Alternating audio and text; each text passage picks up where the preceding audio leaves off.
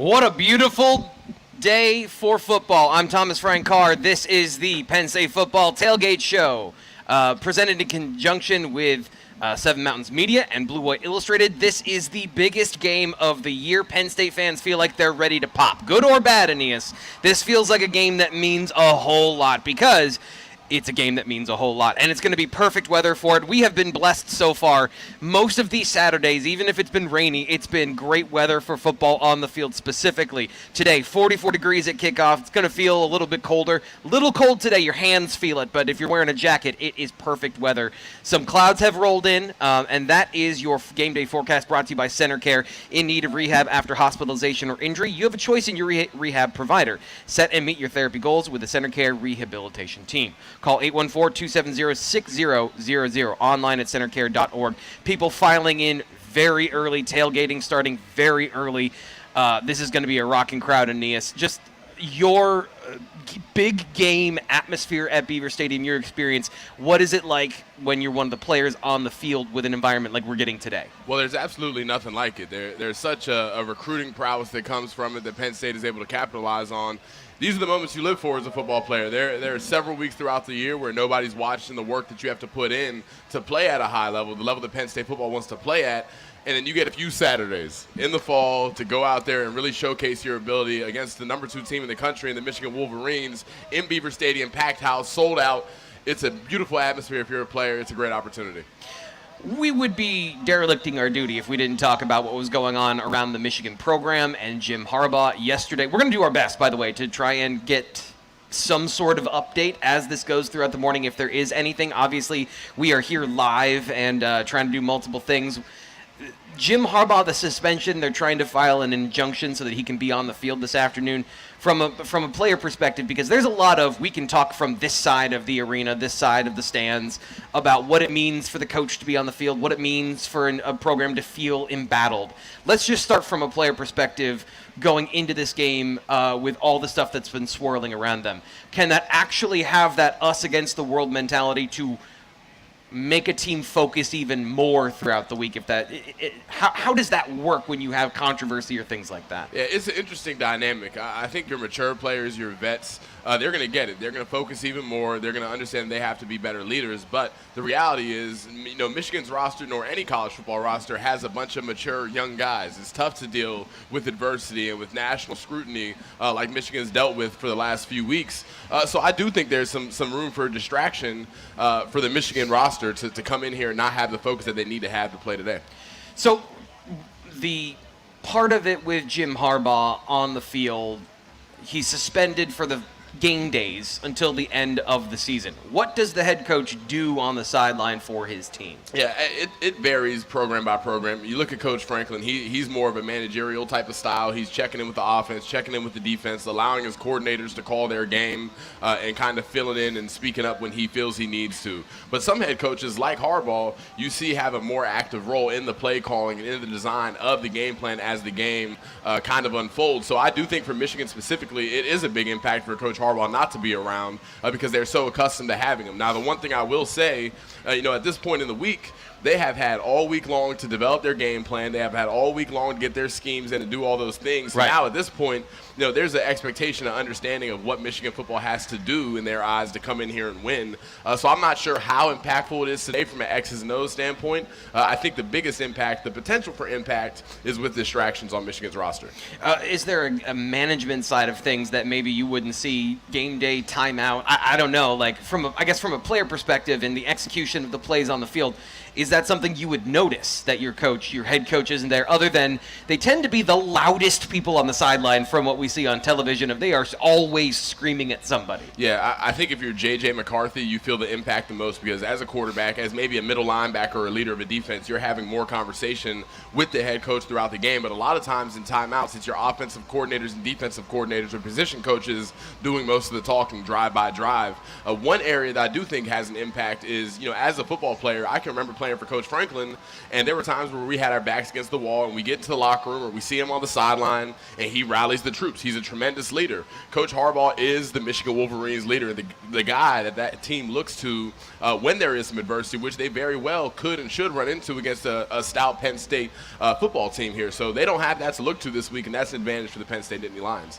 So from your perspective, as again somebody who has skin in the game, you played for the team. Obviously, you got your Letterman. Is that your Letterman jacket? I got it dry cleaned this week. This is my good. Letterman jacket. Thank you. How do you feel about this? How do you feel about? We talked about it a little bit last week during the tailgate show for the Maryland game, but how do you feel about this from a player level of the punishment fit the crime and the just general? What do you think about Michigan and the whole sign stealing thing? Yeah, it's a great question. There are so many different things I'd say. Number one, I will say it was very fishy to me watching Michigan go from a above-average program, a good program, to how quickly they went to elite. It took them 2 years to go from being very average to elite, top 2, 3 in the country, right, and beating the brakes off of Ohio State, who we know has had Michigan's number for the last decade. Right. So that was fishy, number one. I will say the punishment itself, I don't think we've seen the end of it. Obviously, we'll continue to see more things come through. But if their only plan for punishment for Jim Harbaugh and the Michigan Wolverines is to suspend him for the rest of the regular season, to me, that's not adequate enough. There are several people who were affected by cheating at this magnitude. There are coaches who were affected by it, players who are trying to find ways to provide for their families and go play at the next level. It affects them on many different levels. So to me, they have to continue to find ways to punish them, continue to investigate it, and go about it the right way. I will say, you don't want to see Michigan's players, you don't want to see those young guys get punished alongside with them. They have worked hard. They're just doing what the coaches tell them to do. Right. Those are the adults in the situation, and those are the people that should be punished. Well, all of that's going to play out how it plays out. We are going to talk about how it's going to play out on the field throughout the next 90-ish minutes, 80-ish minutes here on the Penn State Football Tailgate Show. If you are listening on the radio, you can tell us, you can yell at your radio any updates you see on your phone. But if you're here in the chat on the Blue White Illustrated YouTube channel, you can always drop in your comments and your thoughts there. We got a bunch of people here. I love it. We've got a fired up crowd all across the world, Aeneas. This is reaching all the way across to the West Coast. We've got people tuning in like David here. He's 6 a.m. his time. He's up and tailgating already on the West Coast, just trying to prove I'm as tough as T-Frank. Yeah, there's a lot of ways to be way tougher than T-Frank. That's super easy. Greg is back again. He says, my friend's saying the most pessimistic sports fan on the planet. God knows I want Penn State to win today, but can they make in-game adjustments? That's a great question. We're going to be talking about Drew Aller and the offense, especially with that particular conversation. That's coming up. And, by the way, if you want to watch on the YouTube channel, you can see my awesome hat, which there's always something. I don't mean do this. There's always something I do. And I'm wearing something that somebody has a reaction to. I guess it's good, you know. That's a reaction good thing. is good. You've got tremendous fashion, T-Frank. I need a stylist, and I'm waiting to get you going in a hiring process here. Oh, you don't want that. You don't want that. Most of the stuff that I'm wearing, I found. So we got more coming up here on the Penn State Football Tailgate Show, brought to you by Blaze Alexander Family Dealerships, celebrating more than 40 years of service to the community. Blaze Alexander Family Dealerships has a vehicle to fit your budget and transportation needs. Home of the $1,000 lowest price guarantee with 19 locations throughout Pennsylvania. We got a lot of great features coming up, including Penn State practice highlights, giving you an insight into what happened this week and some of the different narratives surrounding this game. We're going to be getting to that here on the Penn State Tailgate Show right now. We're getting right into it today. In your Penn State practice highlights, Chop Robinson is back. After leaving the Ohio State game with an injury, the team's top pass rusher was back at practice this week for the Nittany Lions. It wasn't guaranteed, but with Robinson on the sidelines for the Maryland game, it was an expected boost on Wednesday for Penn State. Now that the defense is close to whole again, let's get back to obsessing about the Penn State offense. The Nittany Lions put together a complete performance against Maryland last weekend, led by quarterback Drew Aller's 4 touchdown passes. Can they translate that cumulative confidence and success into the biggest game of the season for a team who has one last shot at proving they're a top-tier contender?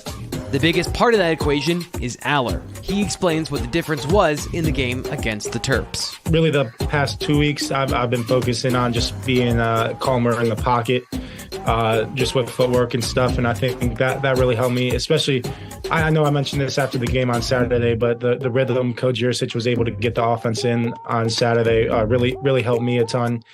Just really settling into the game and getting quick, easy completions. And then we were able to start, being a little bit more aggressive with shots downfield and stuff in the intermediate range. But for me personally, it was more of just like staying calm in the pocket, only taking what I need in the pocket. Don't do any unnecessary movements that, can make me drift even into more pressure. And I think I've done a good job of that the past 2 weeks, and I just got to continue to build on that. The offense will need to stay on schedule, and that's not just on Aller. The running game needs to continually churn out positive yards and, most importantly, avoid negative runs. But Aller can elevate the team by playing with the poise and consistency he did the prior week. A sharper mental focus means quicker passes and less opportunities for the defense to get home with a pass rush. It won't look as pretty or as easy against a talented Michigan team, but if he can get into that rhythm he spoke of early, Penn State should be able to go toe-to-toe with Michigan at home. That's your look inside Penn State practice. I'm Thomas Frank Carr. Moving quickly is the last 5 minutes of Indiana, what happened at Maryland on Saturday, all setting up for, hey, is this a team that can find and unlock its best self? Yeah. Is it important that they did once before this game? In a game where I think it's pretty clear they have to have a complete effort to win. Maybe not everyone's dominant, but everyone is contributing at that level. Do you think it was important that Maryland set up the way you were hoping you got the setup from before the Ohio State game with UMass and the bye and everything that went into that game? They did get that against the pre-Michigan game. Do you think that's important? 1,000% I do. And that was something that I think that we talked about in those first 6 games. Is every single one was a win for Penn State, but were there any that you like? If you're Penn State, do you feel great about? Like, no, I would argue no. I mean, I would argue certainly there were great elements within those games, but there was just something missing. There were just these lagging, nagging concerns that never really quite got over the hump. And then again, Drew Aller is a huge part of this. His ability to shake off that interception, come back and throw a game-winning touchdown. Right. And then parlay that into what it again, like, it's not about the smile on his face from Saturday at Maryland. Yeah. It's about the fact that he's making throws confidently into coverages that he had not been making before. I'm stealing your thunder, T. Frank, but that's it, right? That is the whole of this from the offensive side of the ball. Right. Katron Allen having neither one of these running backs have had, I would argue, the season that they've wanted to have. Nick Singleton is a guy who I do think we should talk about to a certain extent. Having James Franklin mentioning it during his press conference on Monday, I don't think was an accident. He's had back-to-back weeks with 50-plus yard kickoff returns. Yeah, like that's who he is, and it has taken a while, I feel like, for this team to remind itself. Theo Johnson said it after the game. He was like, we had to remind ourselves that we play one of the best defenses in the country every day at practice. To me, that is a blaring red flashing sign of lacking the height of confidence that you need to compete in a game like this. And so now that reminder has taken place, that they've gotten to that point. Yeah. What does it mean? What does it mean for them moving forward? I mean, it just seems set up for a game that maybe, win or lose, they can play to their potential.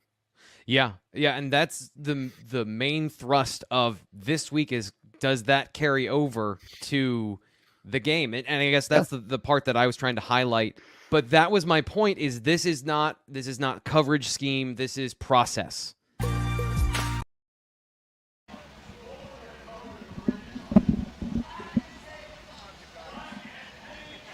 I'm Thomas Frank Carr. He's Aeneas Hawkins. We're talking Penn State football. We're going to talk about the offense, but first we've been crowd spotting. I told you it is lit out here. It's early in the morning, but there's been some celebrities that have walked by. Who have been crowd spotting so far, Aeneas? Well, first of all, we see Spice Adams, who I grew up absolutely loving. He's hilarious. He was a heck of a D tackle, undersized like I was, so watched a lot of Spice Adams film.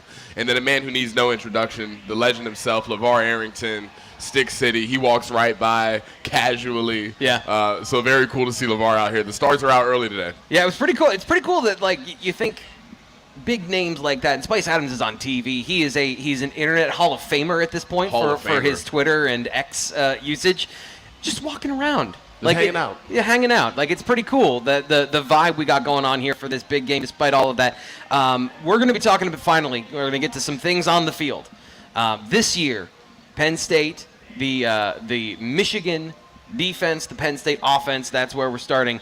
Some of the things I noticed on film, we will talk about it. I want to get your assessment of the Michigan defense so far, just kind of off the bat. What have you seen from them so far? Well, they're a tough defense. There's no question about it. We talked a little bit off the air. They're running a lot of cover 3 type of looks. They're getting home with 4 against all the teams that they're playing. They don't have that typical guy on that defensive line like we've seen with Aiden Hutchinson, the David Ojabos of the world that we've had to deal with in the past. But they have a solid group who plays well together, and they do a good job of keeping the quarterbacks caged in and getting home with just 4. Because of that, they're able to do some things in coverage that keep receivers bottled up. Yeah. Their linebackers play fast and physical, as you'd expect Michigan linebackers to do. And in a lot of ways, this is a standard Michigan defense in that sense. So how do you it just seems like when you're able to get pressure with 4 and you're able to control the game with 4, it allows you to do so many different things. How hard does that make it on an offense if so many other players are dedicated elsewhere than the line of scrimmage? Well, first of all, we talk about stars walking by. Miss Dawkins, Nick Dawkins' mother walking through. It's great to see you, Miss Janice. Love and miss you. But when you have a defense that's able to just rush 4 and drop so many more in coverage, you can get creative with different ways you bracket guys. If there's a tight end that you got to deal with, you can bracket him. You can send interesting pressures, delayed pressures. We call it green dogging, where the linebackers initially drop in coverage over running backs, and then they're all of a sudden blitzing when the back doesn't come out of the backfield. So there's so many things that you can do when you can rush 4, which is the importance of having a dominant defensive line, not only for the sake of getting pass rush and stopping the run, but other things that you can do in coverage. How does this match up for Penn State? Because one of the things that, here, it's something I found this week that I haven't given out on the air yet, but this stat blew me away. Michigan's defensive line so far this season has gotten a pressure on 58% of their rushes. That is insane. Almost 60%. Penn State is second in the Big Ten, and they're like 50. Yeah. So the 8% behind, which is a massive difference. But in that situation, how does that affect the passing game and the underneath coverage when you're flooding the underneath zone with so many defenders and they're able to play with that anticipation? How does Penn State knock them off of that this game? Yeah, well, first of all, it's going to be super important. We've talked about this before with the Ohio State matchup. It's important to get in third manageables and to establish some type of run game that Michigan has to respect to some level because, like you said, you can play underneath. You can take some things away when you're only rushing 4, which Michigan is going to look to do. So getting into third manageable opens up the playbook for what Penn State's offense can call in some of those situations.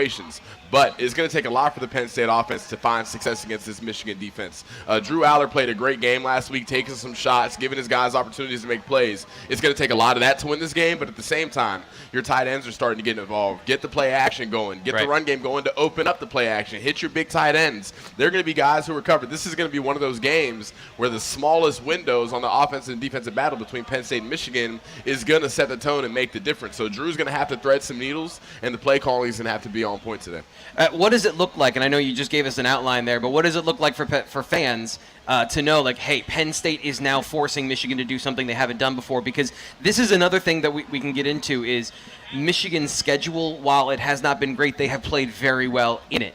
They haven't been forced to do a whole lot of changing. So are there things that Penn State can do to make Michigan get out of that plan and force them? And what does that look like from the Michigan side? Yeah, well, nobody's been able to run the ball on Michigan. Right. So their defense has yet to be punched in the mouth. They're yet to play an offense that realistically can challenge them in any way, shape, or form. storm. So they've been able to call whatever they want on defense. So to me, you'll know that Michigan's defense is on its heels a little bit and having to adjust in game if you see Penn State find ways to get the run game. I keep saying run game, run game, run game. And I don't know how many people believe that the run game is going to be the differentiating factor, but I'm telling you, if that offense is going to play well enough for Penn State to win the game, it's going to have to be a significant factor. If you see a couple explosive runs in the first half, expect Michigan to come out in the second half with a different look, which is going to open things up for Penn State's receivers and tight ends and Drew Aller to get going. We talked at the beginning of the season about the idea of Drew Aller and Nick Singleton and Katron Allen being a little yin and yang. Pick your poison. Who's going to beat you? We finally saw Drew take that step and show all the talent that he has and all the excitement in the offseason that we heard about him.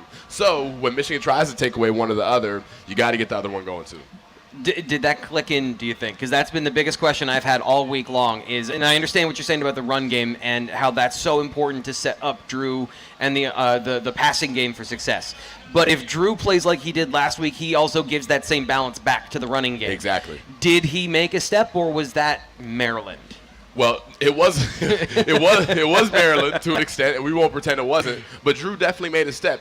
To me, after the Ohio State game, the question was, okay, the kid hasn't thrown any interceptions. He's careful with the ball, which is good, but he's so careful that it almost was a fault at that point. What we saw last week, to me, that was encouraging was there were some opportunities where, hey, I don't know if this guy's open. I'm still going to throw it open. I'm Drew Aller. I've got the weapons to do it, and we're going to push the ball down the field. That, to me, is the most important step. You play a team like Michigan, they have a lot of members in their secondary who are going to go play in the NFL. It's not going to be a ton of clean wins where guys are wide open like we saw against West Virginia and Iowa. That's not reality against Michigan. So being able to do that, that to me is a big step for Drew Aller.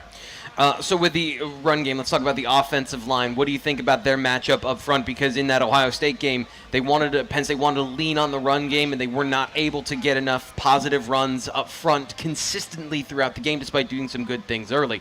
How do you think this matchup works for the Nittany Lions between the defense and the defensive line, which has been great so far, and an offensive line that I feel like, to be nice, has been hot and cold about whether they've been great or they have been neutralized in a game? Yeah, I think we've seen a lot of fluctuation from Penn State's offensive line, from being an average group to moments where you see, man, these guys are a good group, and they can be really good. You look at Michigan's D-line. On the interior, their defensive line, their D tackles are not necessarily the most stout against the run, but they're big and they're athletic. And they get off of blocks when it comes time. They hit. They're violent up front. They are a big, violent group.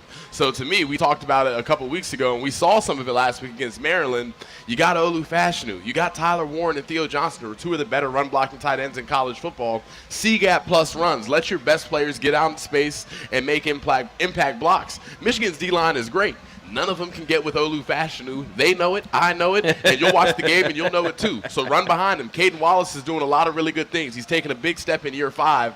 So to me, to get that run game going, to get some of that explosive offense that we've all been looking for all year, get Nick Singleton and Katron Allen in space behind their better run blockers. Not to get totally derailed here on the show, we talked about some famous people, LeVar Arrington and others. Also, the Grinch is here. It doesn't get any more famous than the Grinch.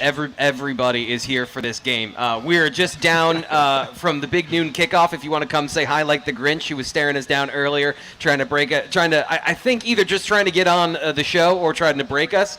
It's not going to work. I'm not going to lie. We're professionals. We're pros. We are pros. I've been scared of the Grinch for 21 and a half years.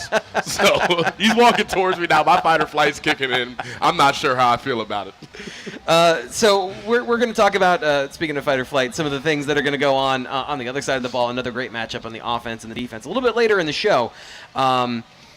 What are you looking for from Katron Allen and Nick Singleton? Are we past the conversation of explosive runs and now it's just be really good running backs, or are you still looking for in this game maybe there's an opportunity to pop off a big run against a team that plays unlike other teams I've seen that, kind of if you make one of those safeties miss, you might have a seam up the field? Yeah, the explosive run conversation is over in the sense that it's not 2022. For whatever reason, this offensive line and Nick Singleton and Katron Allen haven't been able to set up those explosive runs that we saw last year and we were all so excited about. Now they can continue to get more efficient. They can do creative things like running out in those C-gaps like we talked about that can get them more explosive. But the conversation really can't be over. They're going to need to find a way to get explosive and play their best football towards the end of the year, especially if they find a way to win the game today and go push for the playoffs. And the Grinch absolutely did knock me off my game. That wasn't the question I wanted to ask. I was going to talk about what you just said, the C-gap plus runs. 12 personnel, Penn State with 2 tight ends on the football field.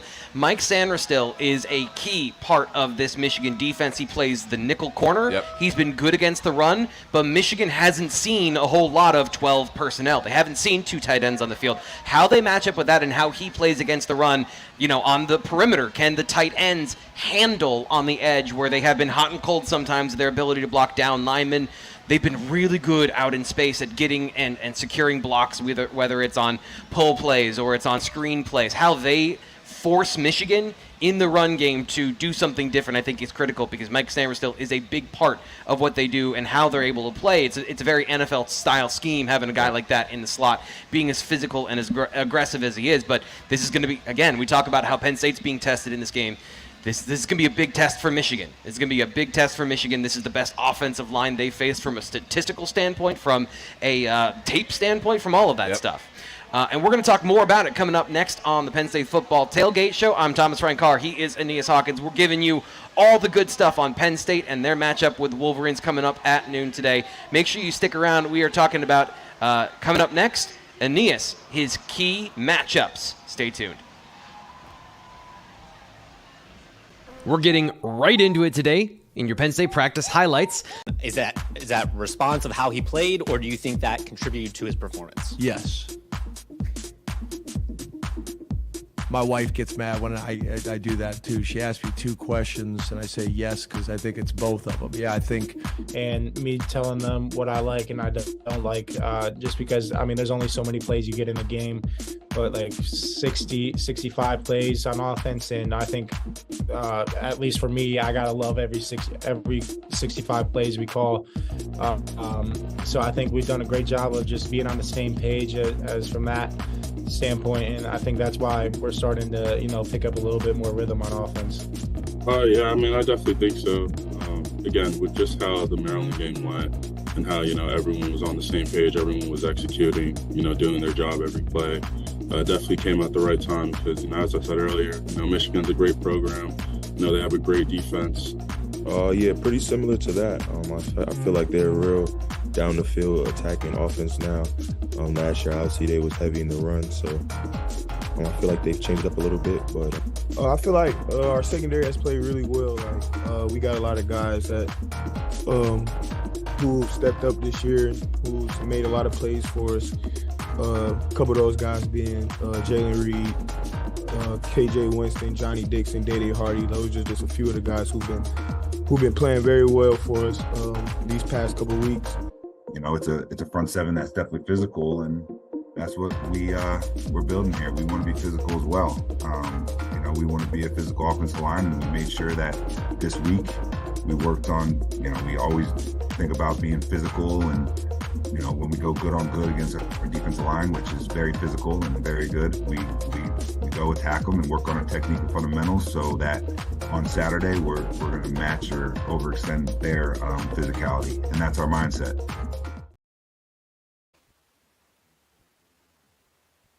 The evidence, as Nate just said, the evidence is on the film that Penn State is both bigger and technically better at the run than they were last year. So I guess my whole thing about yesterday was asking, are they good enough against the run, is kind of challenging the reality that is on film of, yes, they have not been perfect. Nobody's perfect, but they are clearly bigger, stronger, and more athletic than last year. The question then becomes, are they able to do that, as Nate said, against Michigan? But to me, that becomes then a recruiting question, because these guys have maximized their abilities. Do they have enough ability is a different conversation, and I feel like that is an entirely different angle to take, which is why I present that to you, our recruiting expert.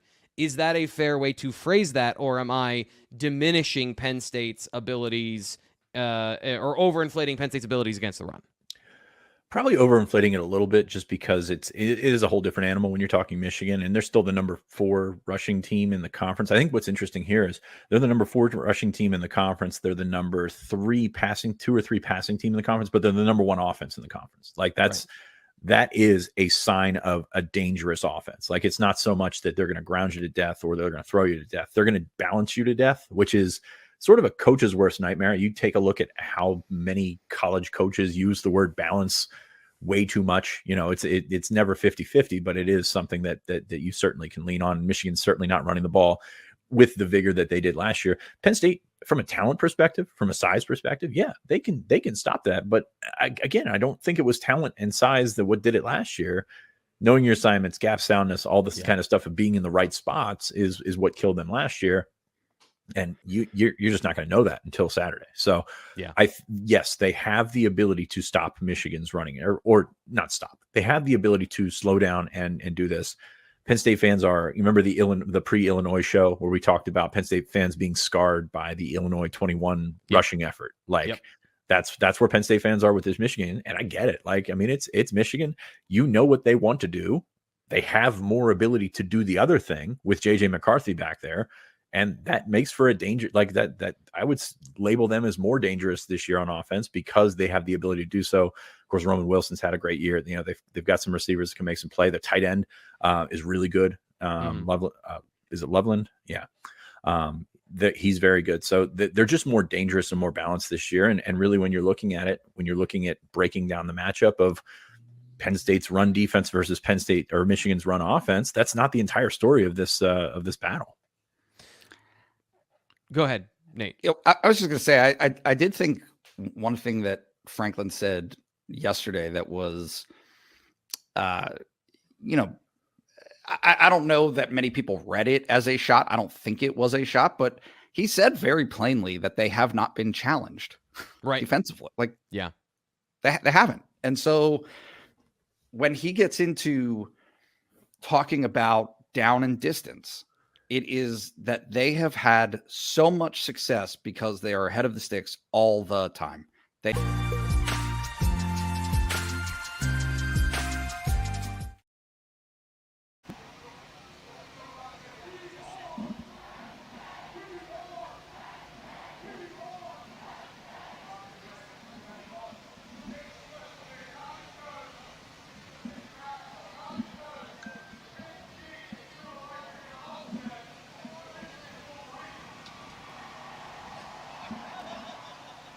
We are back in with our key matchup in this huge matchup between Michigan and Penn State today. A baby playoff game, if you ask me.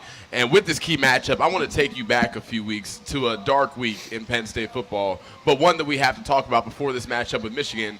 Penn State goes to Columbus. They play Ohio State, and all day long, you watch Penn State's offense against Ohio State's defense, and you watch the tape, and Ohio State found ways to run man-to-man coverage all day long. And realistically, in a non-disrespectful way, completely eliminate Penn State's wide receivers and tight ends from having any impact in that game and allowing that offense to get going. We talk about Nick Singleton and Katron Allen and getting the run game going.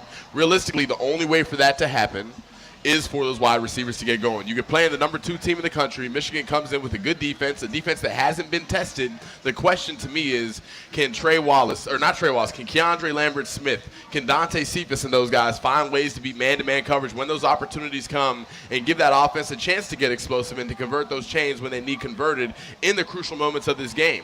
For Penn State to take that next step from great to elite, we know what the defense is about. They're top 3 in every statistical category. Yep. All they have to do is find ways to move the chains and get in the end zone here and there, and the wide receivers are going to play a big part in that. So to me, the question is, how much have you grown from your last top 10 matchup where we were all disappointed in the offense, and are you ready to take that next step that Penn State and their fans all want to see? We talked about Drew Aller just a couple minutes ago, and did he take that step? Was that a legitimate progress in his game? Dante Cephas, same exact question. We saw what looked like a different football player, and I know that I've talked to current Penn State football players about this. I know we've discussed this before, but just again here to give us another perspective. How important is confidence in knowing your assignment to showing how good of a football player you are? Yeah, it's crucial, especially on the offensive side of the ball. The defense, there's only a certain number of calls that we're realistically going to run, and once you get a few of them, you kind of got the whole package. It's not rocket science. The offense is much more intricate. There are many more plays you got to understand and learn. We talked about Dante Cephas getting to Penn State late.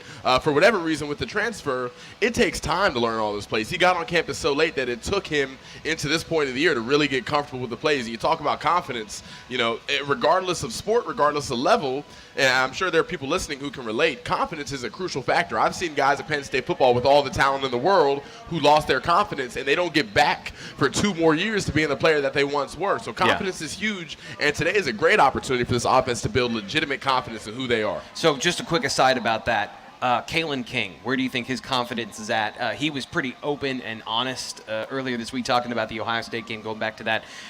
He's so important to what Penn State wants to do in terms of the secondary and playing the aggressive, confident game that they have. Do you have concerns about his confidence over, Maryland wasn't a great game for him either. He has really not had many games where he's shined so far this year. Well, I'll tell you what, I try not to use personal anecdotes too much, but I know Kalen King. Kalen King is the most confident person maybe in the state of Pennsylvania right now. He's not struggling with his confidence. Okay. He's not played as well as maybe he's wanted to or maybe people expected going into the season, but he has no doubt about who he is as a football player, nor do any of his teammates. He's a guy that's going to come out here. He's going to compete his tail off. He's going to want to play against the number 1 wide receiver and eliminate him from the game, which we've all seen him do before. Yeah. And I have no question that he's going to find a way to bounce back today. So let's talk about those receivers and the key to what you just said of bringing some sort of balance to the offense. James Franklin talked about this. You really got to have 2 guys in order to have to be able to take, if the defense takes away one threat, you have somebody else. Can you give us an idea of what that really means from like a player level and from a situation with the offense where Dante Cephas can provide something to the offense? How does that work? Yeah, well, you remember when Trey Wallace initially came back from the first injury he had this season, it was a big deal because realistically, Keandre Lambert-Smith was the only guy who was able to challenge defenses at any legitimate capacity. So it's crucially important from a player level to have that second option to go to. There's so many things that a defense can do creatively to eliminate just one guy. That's why offenses at the college and NFL level who only have one big-time playmaker typically don't go very far in the postseason. They don't win a lot of important games. So, Dante Cephas is a guy that we all expected when he got here to be a guy that pushed for the number 1 receiver job. We saw him last week finally look like that guy. Finally be a guy that we could look at and say, this guy can go win against man coverage in crucial moments. Yeah. And that's hugely important for a young quarterback, for an offense struggling to find explosive plays, and no better timing than now in what may be the most important game in recent Penn State history. So we talked a little bit about the Michigan defense and how they like to play. They play a lot of zone coverage, a professional level defense in terms of the style that they play. But on third down, a big factor in this game, in my opinion, because what you just talked about with the receivers playing in man coverage, they love to go man coverage, cover 1, and blitz. And you've got to have somebody that wins quick, right, Aeneas? Because if they're bringing 5, and we've seen the Penn State offensive line sometimes struggle with those games up front, you've got to have somebody that can get separation and can make plays out in space, because if you do that, again, different ways to make this defense adjust, which they haven't had to do all year. So third down, when you're looking at that, the matchup, is there a player that you're looking to on third down at any point in the offense to kind of thwart what we just outlined there? Who do you think is important to help Penn State on third down to get some of those conversions? Yeah, I think you could list either Dre or Dante as that guy who can win and win right now. You talk about Michigan liking to go cover 1 and bringing that extra defender as a blitzer, which puts the offensive line in a tough spot. But you can only call that when you're going to strap guys up, and you're going to strap them up for long enough for your guys to get home. So Dante and Dre have to go win. Another group that I'll throw out there that has to win in third and shorts, Tyler Warren and Theo Johnson. When all is lost and Dante and Dre don't win their one-on-ones in those situations, giving your big tight ends a shot to go make a play. They're big physical bodies, throwing it over the middle and letting them just compete with undersized safeties or linebackers who maybe lack athletically is a win that Penn State has to find ways to really take advantage of. The running backs in the passing game, teams have tried to get those guys against Michigan in some of those situations. Michigan State did it a whole lot, but there's not something different. I can tell you exactly what it is. Tight ends are going further down the field. They're better route runners. They're more physical at the contact point. They catch professionally. Like, that's their job. Getting those guys involved. The running backs are important. I think that's going to be a part of the passing game. You got to get some wins across the board, but those tight ends I think are just so very important today, playing up to that level that we've seen them play at. Another thing I want to talk about here, talking about the passing game, talking about winning. I said this on Twitter, and I'm still going to say Twitter because if I just say X, it feels weird. Yeah, no, I agree. Drew Aller has been money in the red zone. PFF put out a graphic where I think he's got 16 touchdowns, 0 interceptions. So when this offense does get churning, in the red zone, we see all of that arm strength and decision-making, and the tight ends are a big part of that as well. Do you see that? I don't want to just be like, hey, what do you think? But like that is kind of a key matchup to me. Is like, when they get in the red zone, does that still happen against this team? We've seen it against other teams, but this Michigan defense, again, in those compressed areas, they're smart. They're not going to bust coverages wide open like Indiana. So that's just another area to watch. When it comes to the offense and the offensive line up front, we've talked about the stunts and some of the things they've struggled with. How do you correct that? And with this group, is it correctable, or are they I struggle to say this. Are they just not athletic enough to get some of these? It's not an athleticism thing. Up front, Penn State's offensive linemen, I look across the board, there are a bunch of guys who are at least going to get opportunities in the NFL. Olu will be a top 5 pick. Yep. Hunter Norzad, Salim Wormley, Caden Wallace will all be in NFL training camps. I don't know where they get drafted or what that looks like, but they're athletic enough to go win.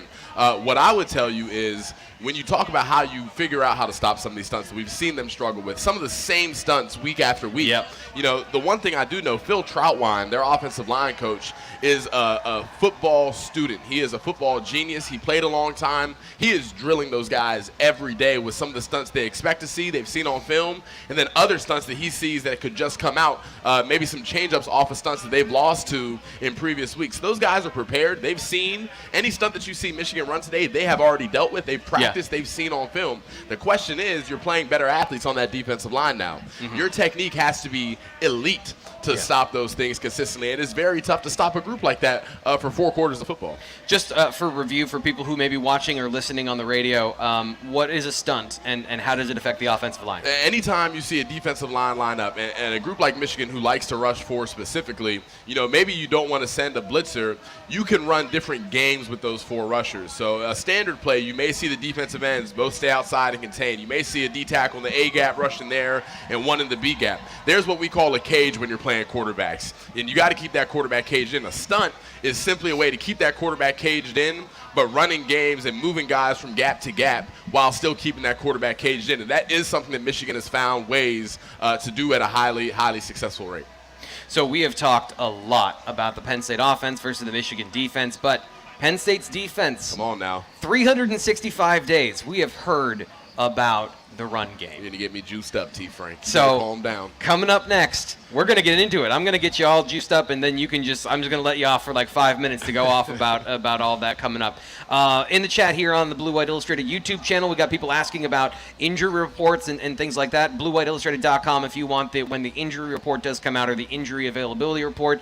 Greg Pickle is going to have that covered for you. It's a great time to sign up for BlueWhiteIllustrated.com by the way, because you can get 50% off right now for new subscribers. 50% off the yearly price. That's just like a little bit over $50 Aeneas. People are dropping 3 times that much on just condiments at tailgates today. So that's coming up next. We will have all that information for you again over at BlueWhiteIllustrated.com. But coming up here, we are going to be in just a few minutes getting to conversation about Penn State's run defense. That's next on the Penn State Football Tailgate Show. Fitz, interesting guys and names that you want to highlight on the list. Well, we got to start with the official visitor this weekend, Andrew Dennis, the offensive lineman from Mount Pleasant, Michigan, former Michigan State commit. This was a guy Penn State was on before all the Michigan State stuff popped up. I guess, kind of when it did pop up, Penn State gave him a few calls. They hosted him for a visit back in the spring. Penn State actually didn't offer until the fall. So that's an interesting sort of subplot to this one, because he was interested enough to take an unofficial visit in the spring, but never actually picked up an offer from Penn State. So Penn State's board, of course, with as many guys as they have on it, pretty small. You know, they like Dennis.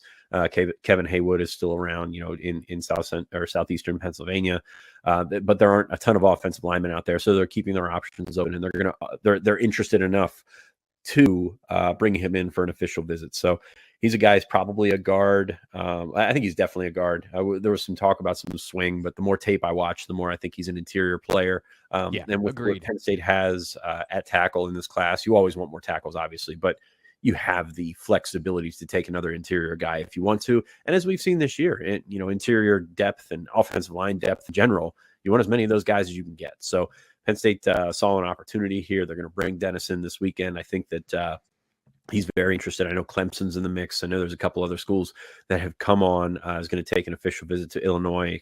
He's going to go to Clemson. He's going to check out some other places. I think he's going to announce at the old Army Bowl, the All-American Bowl in San Antonio. So it looks like that Penn State's right in this one near the top, if not at the top. So, I don't think a decision is coming this weekend. I think he's going to step back and reconfigure where he's at in his recruitment. And he did so by backing off his commitment to the Spartans. So Penn State interested there in Andrew Dennis from Michigan. Andrew has been an interesting guy all the way back to the summer where we first, took a look into him. He has a certain profile. The power and the strength on film are clear from Andrew Dennis in terms of he's going to be a big, strong interior player. Is that part of the allure here with him? I understand best available in terms of like guys that are available right now. They always want to identify maybe an offensive lineman that slipped through the cracks, Chim Diono, Vega Ioane, but the size and the strength, it seems like Penn State has prioritized that lately. Is that fair to say that's why Andrew Dennis is one of the guys this year? I think so. And I think there's some familiarity there that helps with that. Like they've had him on campus. They've measured his arm length. They know basically what his build is like. So that's a lot of times when you're going out, even with Chimney and even with Venga, it was a situation where you were working with a lot of the unknowns. So you're going to have to go to people you trust for measurements. You're eventually going to have to bring those guys in on visits. So they still are a little bit more familiar with him, and they've got more tape. And it's interesting when you talk about offensive linemen and how you evaluate those guys. And the junior year is the big year.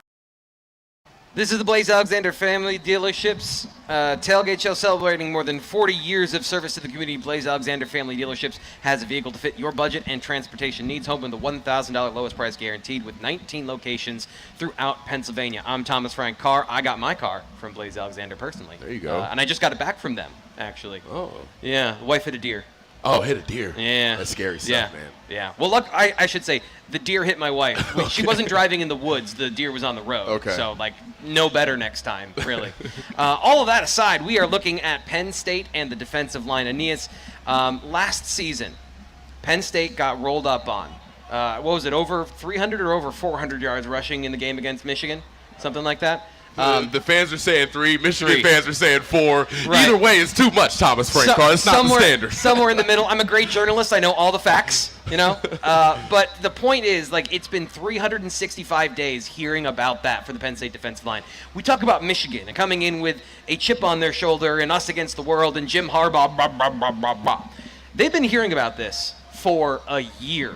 How much motivation do you think we would see them play similar to the way we saw the Penn State defense play against Iowa earlier this year? Absolutely. I'll tell you what, I've never been a part of a defense that has allowed that many rushing yards, but I know the type of guys that are in that defensive line room and on that defense, generally speaking. I know the type of environment that Coach Franklin has built in the Lash football building. You walk in those doors, and right on the front door, the first thing you see is you are now entering the most competitive environment in college football. And when you let up 400 rushing yards, you can attribute it to what you want to. At some level, you're not playing physical enough, you're not playing tough enough, and that's not the standard. So those guys, I know all offseason while they're squatting 1,000,000 pounds, and they're bench pressing, and they're training in the back of their minds. They're remembering what happened to them in Ann Arbor last year. And I expect this to not only be like Iowa, where they came in here and it was personal, blah, blah, blah, blah, blah. It's on a different level. It's on a completely different level, the way they were embarrassed last year in the run game. Yeah, and the way that people have questioned I feel like fundamental things to being a defensive lineman, right? Yep. There's a certain level of it's been questioned whether or not you're good at the basics of football and the manliness and all of the things that we talk about that go into the game that I think a lot of us take for granted. And I can't imagine that this group up front is going to come in and not take some of this stuff personally. So I think we got 2 motivated groups on the field today. It's going to be awesome at noon. From that perspective, though, from a tactics perspective, what have you seen from the defense this year? Well, I've seen more consistent play from the guys inside, staying in their gaps, being good and fundamentally sound there. But another thing I'll say is Adisa Isaac is very healthy now. Chop Robinson has developed. You have other denied. Dennis Sutton is tremendous in the run game. You got a group now, a group of 3 deep who realistically can go in there and do their jobs at a high level. And last year it felt like that group was a year away. You could see all the talent they had, but you could also see, especially against Michigan, that other than P.J. Mustipher, the rest of them were still kids. They were still developing. They were still Right. getting their man strength. They have it now, and they've been playing with it all year long, and they're excited for this opportunity today against a really respectable Michigan offensive line and Michigan run game, obviously. One thing I will say from a fundamental standpoint, it's easy to look at the yardage Michigan had last year and attribute it strictly to physicality and toughness. Right. But if you go back and watch the film, Michigan pulled out last year. Remember, they hadn't played anybody at that point. They really didn't show all their best plays, and they show up, and they're running all kinds of truck. They're running all of these new run concepts that Penn State hadn't seen on film. Yep. You got guys filling their gaps the wrong way. You got people playing underneath blocks they shouldn't have, and big explosive plays happening off of that. Yep. So trust me, Manny Diaz, he feels the disrespect too. He's ready to go in here. I'm sure they have a better plan than they did last year. Yeah, and just put a button on that. Abdul Carter was a freshman last year. He's not playing like a freshman this year. No, he's Curtis not. Jacobs is playing excellent football. Those two guys, I think, are a big part of this as well. Something that I tried to talk about earlier this week and kind of highlight that you watched the game last week against Maryland. It's not going to be the same way this week because they specifically were run blitzing and trying to take away the run game because they were going to give Maryland the opportunity to do a bunch of other stuff, but you're not going to run the football. We're going to force the ball into different areas. I thought it was the best game Abdul Carter's had in a long time. Kobe King, I thought, was excellent last week. So those guys patrolling the middle of the box, I think that's going to be a big thing. Let's get to a different threat this year from Michigan, though, and that is JJ McCarthy as the athlete with the ball in his hands. A key matchup for me is Dennis Sutton when he's in the game. We've seen him do a really good job of playing his role really well as that read defender. The guy that the quarterback is reading, whether he's going to give the ball to Blake Corum or he's going to keep it himself. Sorsby at Indiana and Tagovailoa against Maryland. Two different outcomes, but I still think that's an area where Michigan might have an advantage if you've got Dennis Sutton in that kind of no man's land and he's got to race down and try to track down JJ McCarthy in the open field. So getting Chop Robinson back, I think, is massive for this game because you can now play those guys how you want to and not play them every single down. When it comes to that athletic quarterback, how much of a dynamic does that put on the second level of the defense to be on their P's and Q's and not overcommit to things? Yeah, well, the second level of the defense especially has to be locked in when you play a guy like JJ McCarthy, who is mobile. He is a good athlete and can hurt you with his legs, but he can also extend the play. He can make you think he's going to run. He can settle his feet, and then he can still throw the football. So everybody has to do their job when they're playing a dual-threat guy like JJ McCarthy, a guy who has played in a bunch of important games at this point in his young career. He's not going to come in here and be intimidated by this environment. He's been there. He's done that. So that even highlights the importance of everybody doing their jobs even more. Another thing I'll say, you bring up Dennis Sutton and the different creative things that the defense will do to try to keep J.J. McCarthy in that pocket and keep him from hurting him with his legs. But another thing I'll say, you talk about read option, you talk about the give with Blake Corum and maybe J.J. pulling it. The one benefit that Penn State has, J.J. McCarthy is not a better athlete than a single one of Penn State's defensive ends. They're all faster than him, they're stronger than him, and they'll go and they're able to squeeze down on that run, respect Blake Corum, and then plant, turn, redirect, and go walk him down. So they're going to have to play fast today, that group. I expect to see a lot of guys rotate at that end spot to keep their legs fresh and try to keep J.J. McCarthy contained. Yeah, and again, we'll give you updates as we get into the game. Chop Robinson expected to play, but we also expected J.B. Nelson to play earlier in the year, and he didn't. So, but it does look like it's a very positive situation that Chop Robinson should be out there, and Amin Vanover as well. Both those guys were at practice. Once again, you can check out BlueWhiteIllustrated.com for 50% off the yearly subscription to get all that information. We get you the information that night at practice with our notebooks from Sean Fitz and from Nate Bauer, so you can get that information. I keep saying information. You just need to know all the things. If you want to be a Penn State football fan, you got to know all the things. So that's some of the things you'll get from Blue White Illustrated. What do you think of JJ McCarthy? What do you think of him? Again, the same conversation of he's looked great. Yeah. Who have they played, and does that matter? Yeah, JJ McCarthy, as much as it pains me, he's a good quarterback. Yeah. I think he shows a lot of good things as a young guy. The progressions he's able to make, the biggest benefit he's had, we've already highlighted. He's a good passer. He can stand in that pocket and dice you up. He's getting better and better year after year at diagnosing the coverages he's seeing. He's becoming a veteran. And then we talked about the flip side where he's athletic enough to really hurt the defense with his legs and extend drives that way.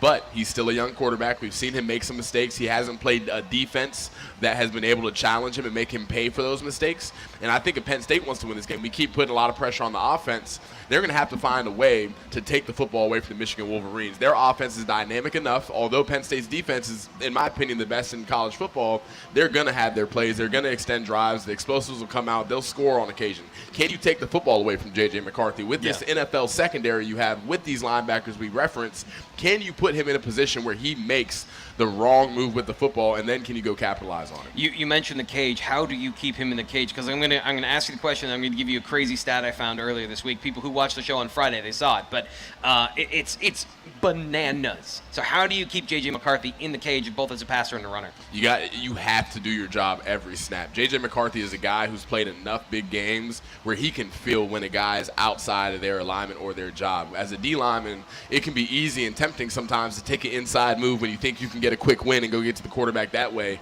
When you play a guy like Tagovailoa or a guy like JJ McCarthy, they're going to feel that transition. They're going to feel you get out of your spot, and they're going to make you pay for it if they're aware. So for Penn State's defensive line, the key is, on the edge, not to just speed rush and get washed all the way upfield and create vertical lanes that way. When you get pushed to JJ McCarthy's level, you got to go speed to power, and it's like a soda can. You want to crush that can and just give him less and less space to work with while still keeping that outside arm free and continuing to have contain. But on the inside, you don't want guys taking inside moves when they're not supposed to, because he can step up in the pocket that way and maybe not hurt you with his legs, but then take a big shot because he has nothing but green grass in front of him. It's amazing that we're talking about JJ McCarthy and we've barely mentioned Blake Corum, but here's the deal. You mentioned keeping him in the pocket. Under 2.5 seconds generally in the pocket. He has 4 touchdowns, about 600 yards. When he extends the play beyond 2.5 seconds, which is kind of the standard time of a football play, the quarterback usually gets the ball out in that amount of time. When he extends the play, he has 14 touchdowns and 1,300 yards. The dude is deadly when you let him out of the pocket and when you let him extend plays, because this is not the same Michigan team we saw last year. We talked about run defense and how important it is. You can't forget about it. But their offense, it's almost like these two teams switch jerseys. Yeah. Penn State comes in, they got 2 running backs, they want to be physical, the offensive line is massive and strong, and then you've got Michigan who's throwing the ball down the football field. JJ McCarthy's a dual threat quarterback. They still like to establish the run, which I hate that phrase so much. I'm so tired of it. But it is, it is a part of their identity. But really when the bleep hits the fan, JJ McCarthy has the ball in his hands, and that's a huge difference in this game. With that in mind, is this a better matchup for Penn State, who is built to play against the passing game, as much as they do things in the running game to eliminate it, and they focus on that first? Like, their speed, their athleticism, get to the quarterback, cover really well. Is this a good matchup for Penn State? It's a great matchup. If they want to get into a game of an air raid, throwing the football around, and you want to rely on that to win, I love Penn State secondary. We've seen good things from Kalen King, although we expect even more from him as a potential first-round pick, as we talked about. Yeah. But Daquan Hardy stepping up. Johnny Dixon is a guy who's going to play a long time in the NFL.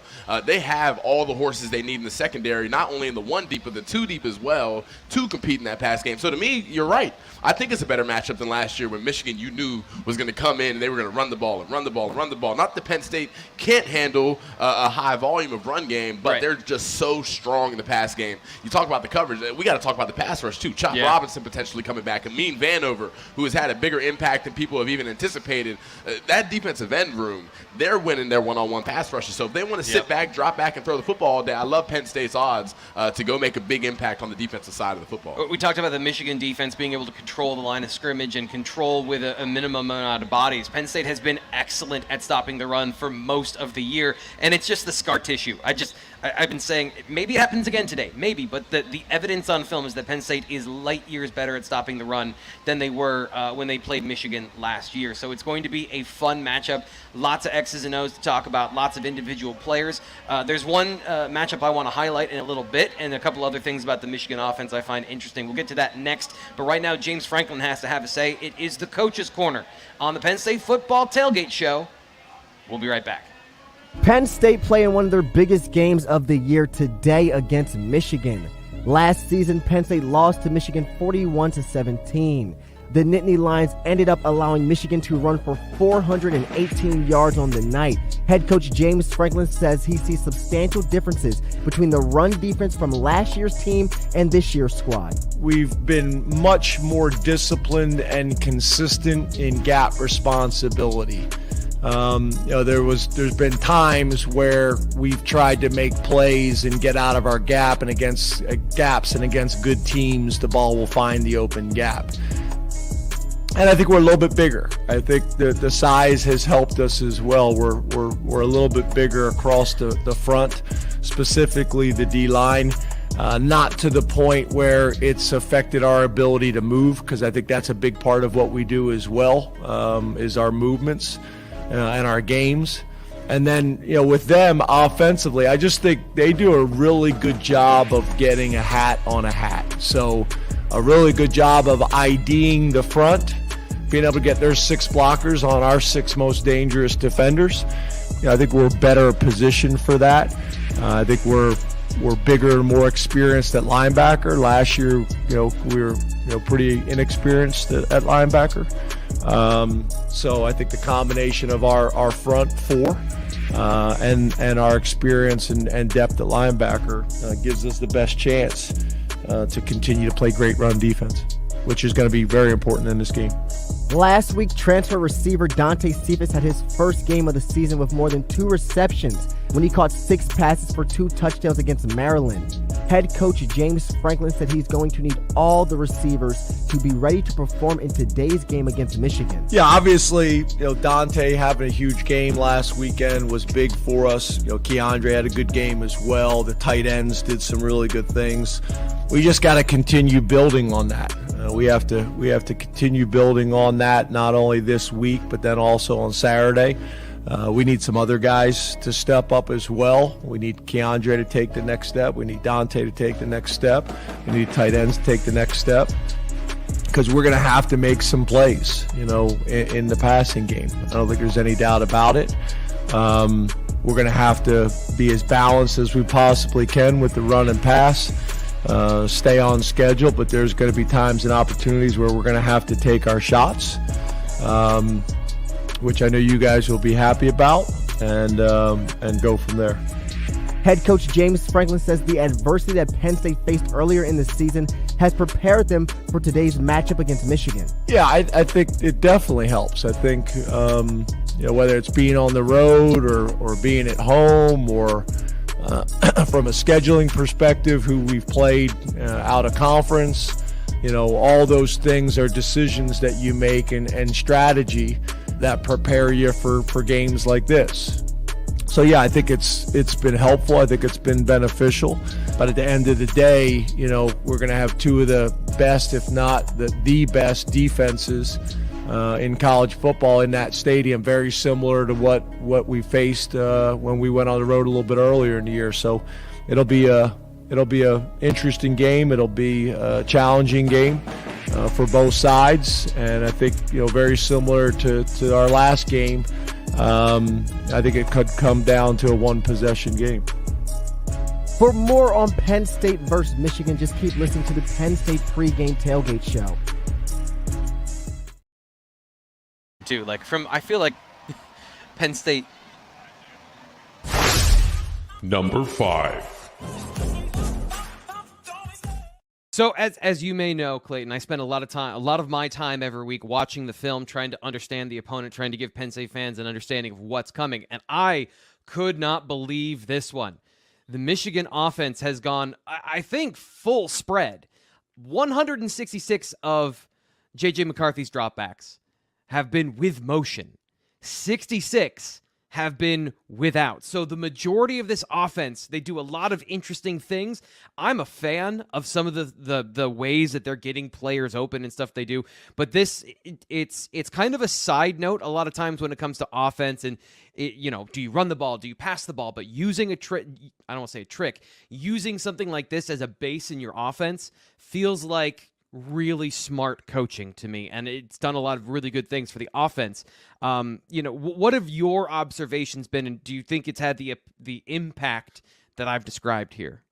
I love that this was one of the things, because it's one of the biggest noticeable differences between last year's team and this year's team. And I think it's just Sharon Moore is their sole offensive coordinator now, and has obviously more control, as much control as anybody in the offense, and he's done a really good job with this.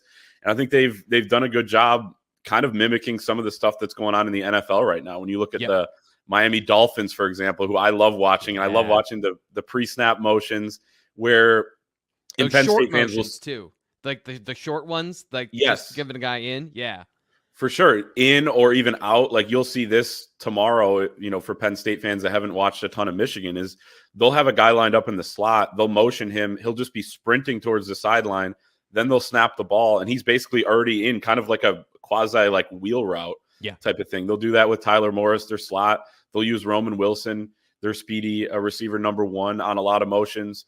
They'll motion the tight ends, obviously do a lot of the traditional stuff to kind of figure out maybe what the defense is doing and see if they can tell if they're in man or zone.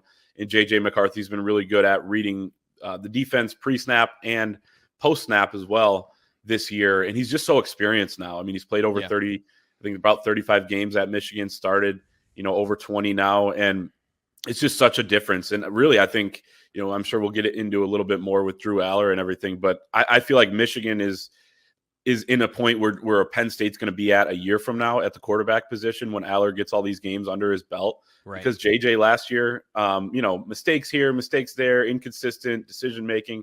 I mean, he has been so clean this year. This will be a tough task against a really good Penn State defense, but the motions have been awesome. It's something I don't even think Michigan fans or media are talking enough about. So you picking up on that, I thought was fantastic. And they'll also do this too. They have Max Bredesen, number 44, who's kind of like a fullback, tight end, H-back combo. He'll even motion one way, motion back the other way, and then like already be set up running at a dead sprint to lead block around the end. Stuff like that's pretty creative.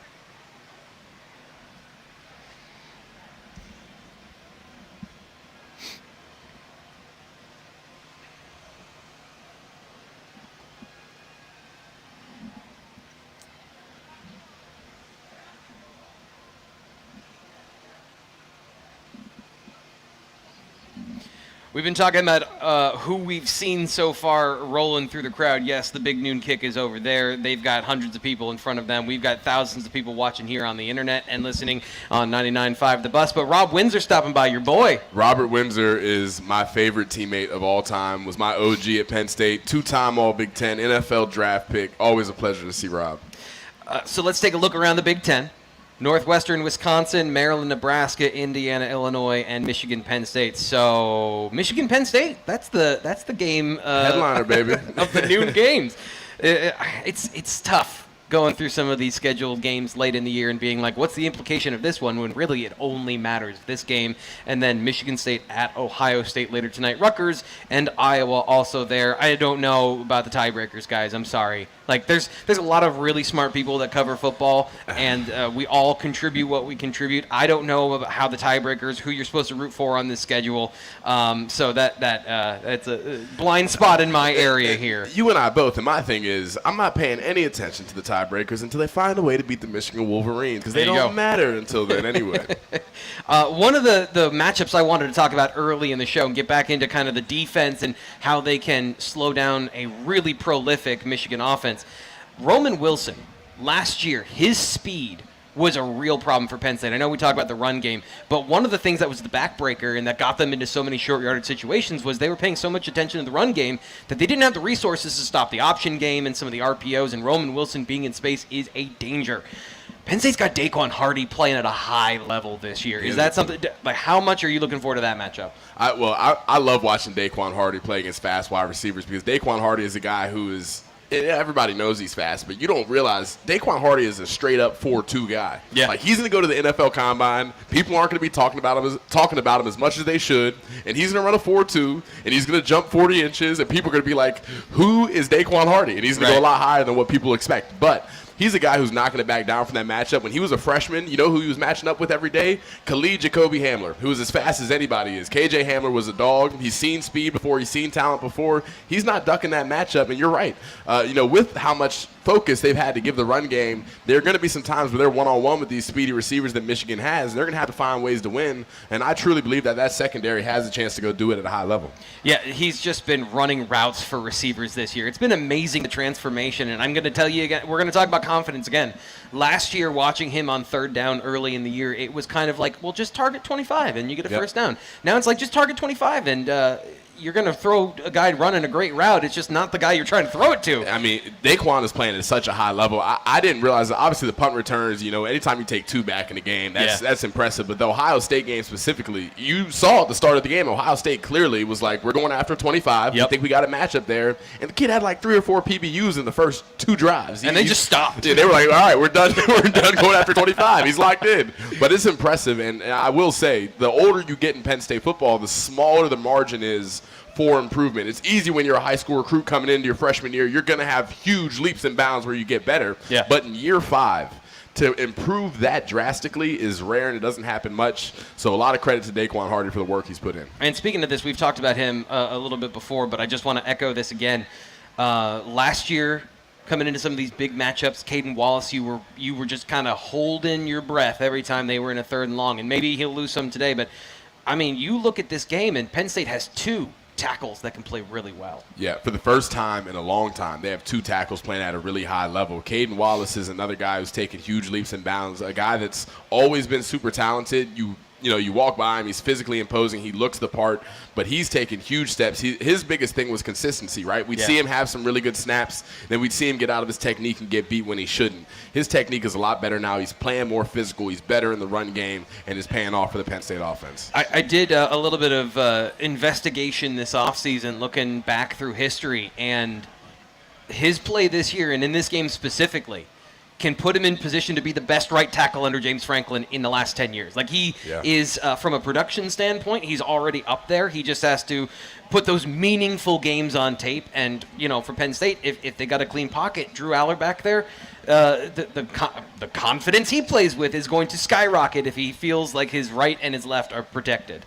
No doubt about it. And I'll tell you what, this is a great opportunity today for a lot of guys. You talk about legacy games and how you're remembered. I know those 5th-year guys specifically. I think about Devon Elise, Caden Wallace, that class of kids who come in here with the expectation of taking Penn State to a new level.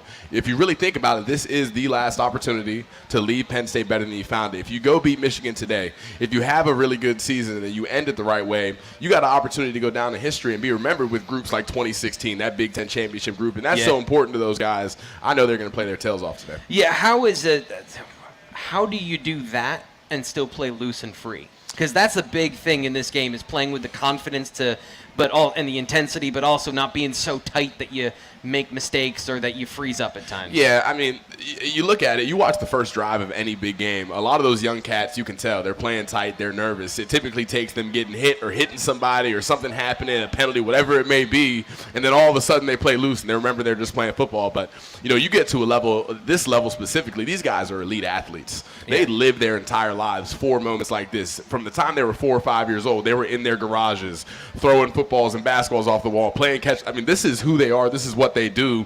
I don't anticipate nerves being a huge factor for these guys at all. So let's talk about some of the game flow things that I think will be important today.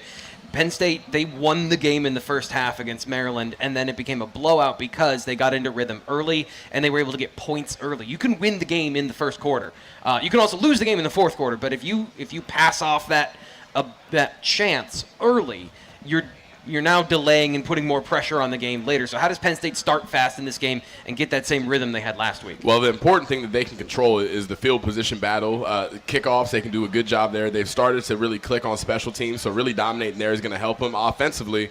If you can get an explosive play or two early, that's really going to set the tone for the rest of the game. One thing Coach Franklin said a lot that I really agreed with is, when you play a Maryland, he didn't say this about Maryland, but I'll say it. When you play a team on Maryland's level, maybe you can play only 2 quarters of good football and then go win by 21. When you play a great football team, it takes 4 quarters of good quality football to compete and go win the game. So for Penn State to win today, we can look at the first quarter, and it's going to be important, but you're going to have to play well every single quarter to give Yeah. yourself an opportunity to win this game, and that's why this matchup is so special. So with that and the unknowns of Michigan not being tested this year to see what they're like in the fourth quarter, and Penn State being tested and not passing against a team like Ohio State, but then rebounding in a resounding way over the next 2 weeks with the way they won that Indiana game late and kind of what we saw that unlock. What are you looking for to have the signs of who's got it in this game? Yeah, well, you bring up a great point. The benefit of Penn State going to Columbus and losing that football game is the fact that they're battle tested. When a lot of us lost hope, when a lot of the fans lost hope on the outside looking in, it was clear that they never did. And you can tell by the results of the next games after that and the improvement that we've seen from them that they still have the utmost belief in themselves. They feel like they're ready for this opportunity. And I think that's what you'll have to see. And if you see that from Penn State, if you see them playing confident, if you see Drew Aller pushing the ball downfield when the opportunity is there, and you see that defense playing fast and playing and creating havoc for JJ McCarthy early on, that to me is a really good indicator that Penn State's ready to go win this football game. We've got tactics, we've got close matchups, we've got legacy, we've got everything. Penn State and Michigan, it's all on the line coming up at noon. I'm Thomas Frank Carr. He's Aeneas Hawkins. We're going to go to break, and then we're going to come back for one final segment. We're going to give you our predictions of how it's all going to play out. That is on the Blaze Alexander Family Dealerships Penn State Football Tailgate Show. We'll be back with that. Number 4. Now, a lot of these things are skewed in a lot of different ways, but 2.5 seconds is a really important stat in this game. It's going to set up the next two things that we're looking at. JJ McCarthy, when he throws the football, you mentioned extending plays.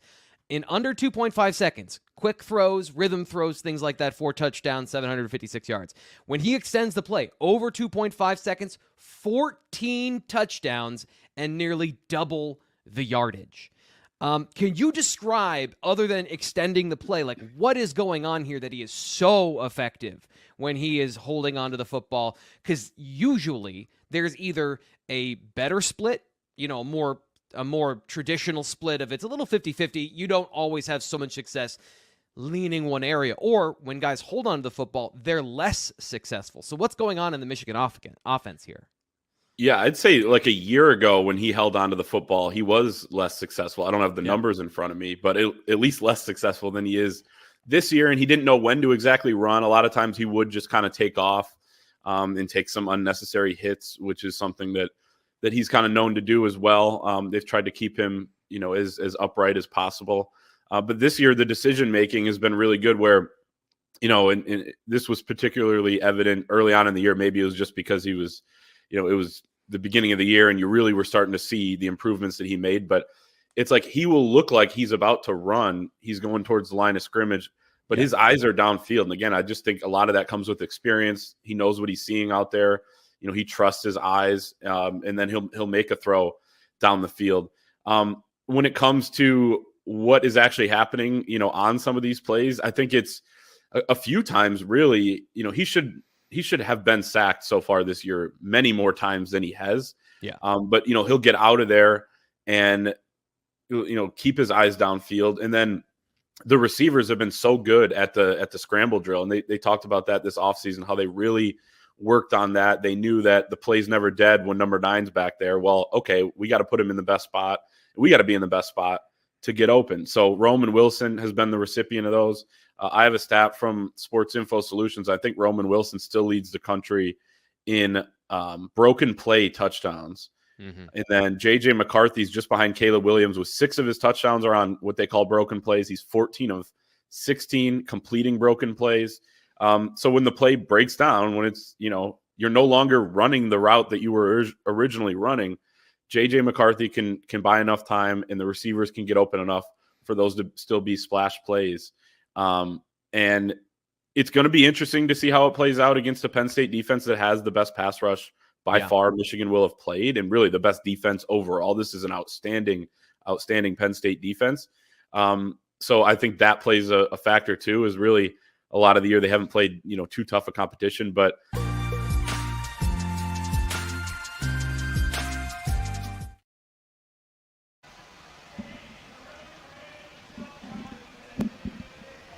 I'm Thomas Frank Carr. He is Aeneas Hawkins, former Penn State defensive tackle. We are rounding into it We have been waiting for games like this. I don't love the whole there's only 2 games on the schedule that matter, Aeneas, but there are 2 games that matter maybe a little bit more. No doubt about it. You can feel it. Everyone is juiced up for this game. This man is super popular. He's got friends, former teammates, childhood friends, people that you knew when you were back in Cincinnati. Everyone is here for this game. How excited are you? And just like, how big is this game, man? This game is gigantic, and everybody knows it, and we can pretend all year long that there aren't only 2 games on the schedule that matter, but we all know the deal. The Michigan Wolverines are in town, and Penn State has been, vying for national prominence and a spot in the college football playoff. Another superstar, Michael Jarrell, walks by as we do the show. This is a game that is crucially important. The narrative that James Franklin is incapable of winning a big game. Yep. These young guys who once were young guys, now in their 5th year, who haven't experienced a gigantic, monumental win like today, there are so many opportunities on the table. They have an opportunity today to launch Penn State football into a new trajectory and set themselves up for long-term success, and I'm really hoping to see them find a way to get it done today. How do you think this plays out? So we talked about all the matchups. We talked about all the areas, stress points for either team. Let's go through it on the offensive side of the ball. How do you think that this offense responds? And do you think that they can put up consistent yardage? Even if they don't get points early, are they able to move the football? Because the effectiveness of the offense in, I'd say, 2 of the last 3 big games has not been really all that entertaining to watch or effective. So can they challenge this defense early? I think they can. I believe that you'll see Mike Yursich call his best game of the season. Really, ever since the Ohio State game, I have seen that offense take some leaps and bounds and do some different creative things. Last week, we saw Bo Pribula in 2 quarterback sets. We saw more C-gap plus runs. We saw more 50-50 balls getting thrown. We've seen Mike Yursich start to open that playbook up after what was a disappointing performance at Ohio State. So I do think that the offense can find ways to move that ball and do some good things.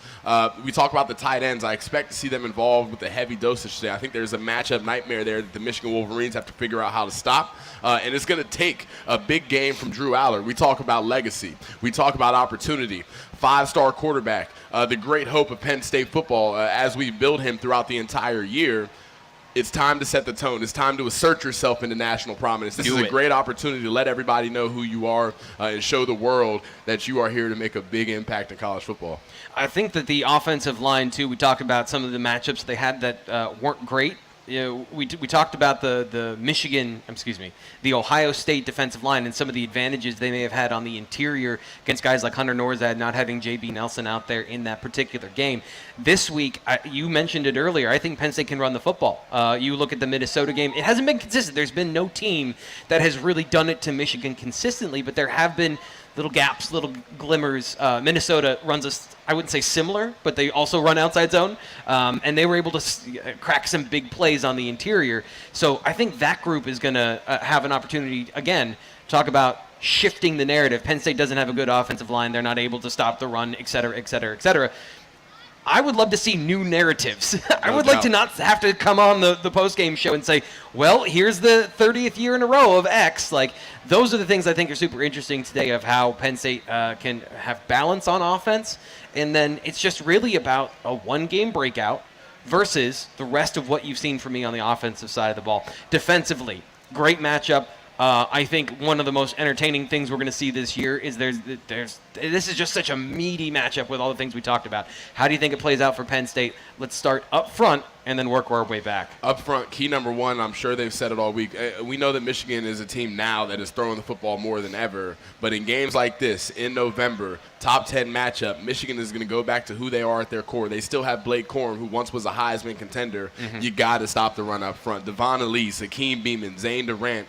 Last year, the conversation after the game was there are too many guys trying to be Aaron Donald. Yeah. There are too many guys who are playing undersized. You've heard that narrative all year long. You got an opportunity to go in there and stop that run, and it's going to be key to the success of Penn State's defense today. And once you do stop that run, you then earn the right to go get after the quarterback and be disruptive there. There's so much NFL talent in that defensive end room that if they can get to the point where Michigan can only rely on dropping back and throwing the football as a way to win, I love their defense's odds of really dominating this football game. We haven't really talked about Blake Corum all show.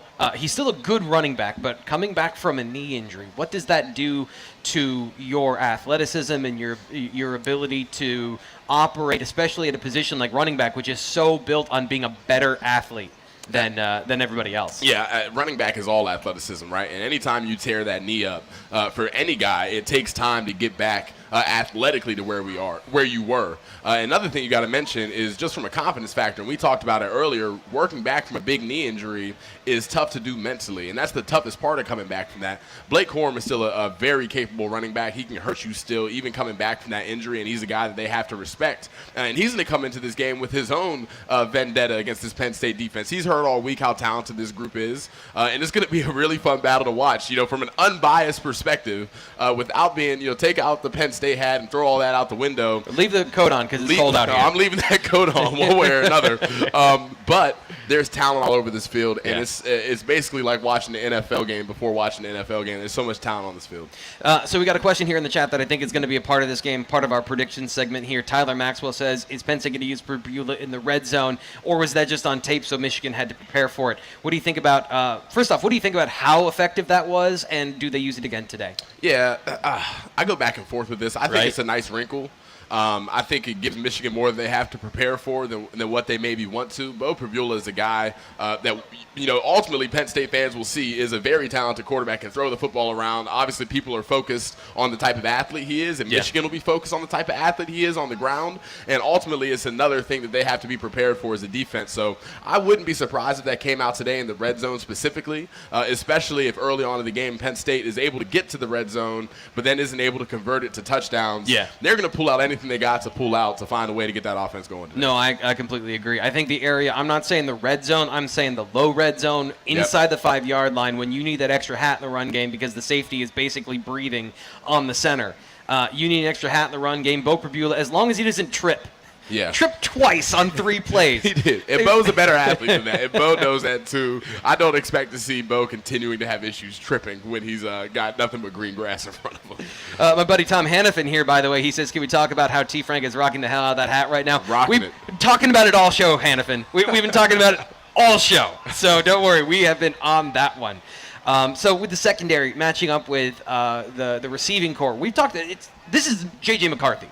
Roman Wilson's a good football player. Donovan Edwards, they use him to get in space, but this is not a dominant Nico Collins level Michigan receiving room. Penn State needs to keep a lid on the quarterback. How much can they do that by shutting down these receivers? They can almost completely eliminate the passing game, shutting down the receivers. We've seen their defense run a whole lot of press man coverage because they believe in their corners so much. That can be a little bit feast or famine, especially when you play a talented receiver group like Michigan's going to walk in here with. Yeah. But again, you look at Kalen King, who I know, you ask about his confidence. He is confident, but one thing he may be after these last couple weeks is a little bit pissed off. So let him go play press man. Let him play a physical game. Johnny Dixon is not backing down from any challenge. They can completely dictate this game if they simply eliminate the wide receivers. And if they're able to do that in one-on-one opportunities, if Blake Corum is going and that run game's going, you can do other things to stack that box and slow that down. So those corners, those safeties have a great chance and a great opportunity to really slow everything down. Just a couple more minutes here. Who is the X factor in this game for you? The X factor in this game is Drew Aller. Drew is the guy that has to show up and play at a high level in order for them to win this game. Again, I'm not going to belabor the point too much, but he's a very, very talented guy. He had a lot of expectation coming in here today. He's got to find a way to get that offense going and be the leader that they need. Let's get to it. I've got a couple minutes left. I always delay this as long as possible, putting the exact numbers to it. But what's your prediction for the game?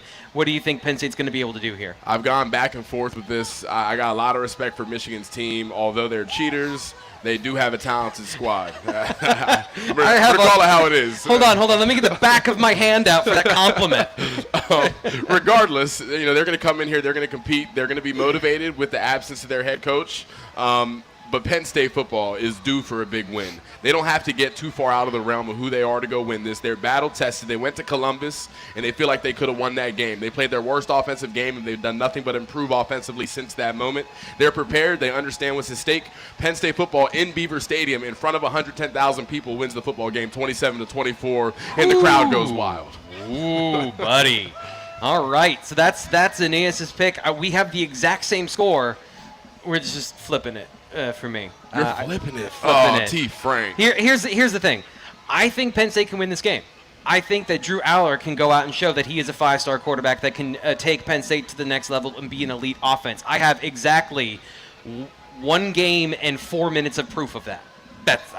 If I'm looking at this as far as who has shown more, JJ McCarthy has been in big stages. He has been able to be efficient and effective and deadly for multiple games and seasons. The other thing is I think his athleticism does provide a difference-making third dimension for that offense. And I always look for paths to victory. Who can win in what way?